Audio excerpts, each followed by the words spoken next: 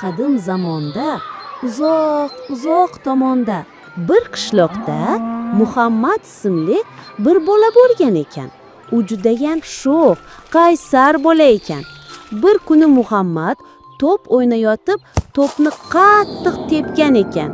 U devoldagi haykal tomonga uchib ketibdi.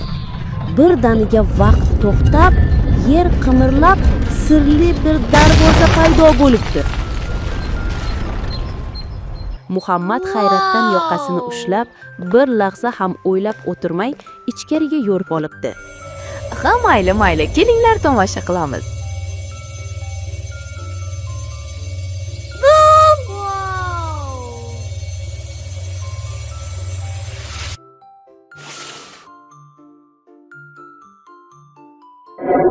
Meni erkatoyim Muhammadim. Agar bu xatni o'qiyotgan bo'lsang, demak, men endi yoningda emasman. Ammo yuragim, xotiralarim, yashagan kunlarim ularning bari shu sandiq ichida qolgan. Bu oddiy sandiq emas, bolam. Bu mening hayotimning aks sadosi. Uning ichidagi har bir narsa bir kunim, bir dardim, bir quvonchim. Bu buyumlarga qo'ling tekkanda ko'zing bilan ko'rasan, yuraging bilan his qilasan. Aslo qo'rqma. Bu seni o'rgatish uchun qoldirilgan yo'l. Meni unutma, bolam. Bobong.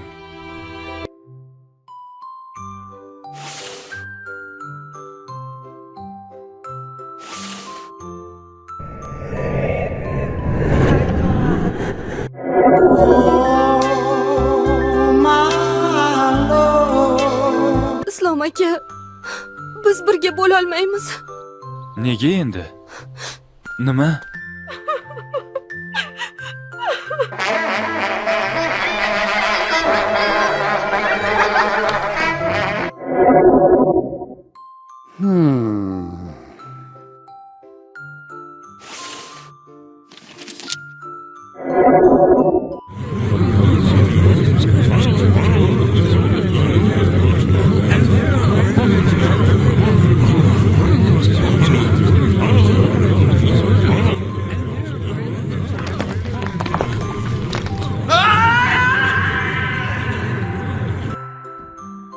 Yo'q.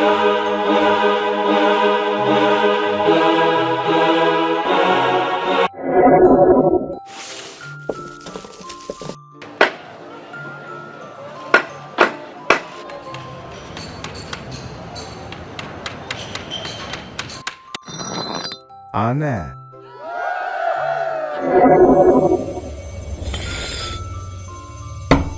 Bir kun kelib, sening ham sandig'ing ochiladi.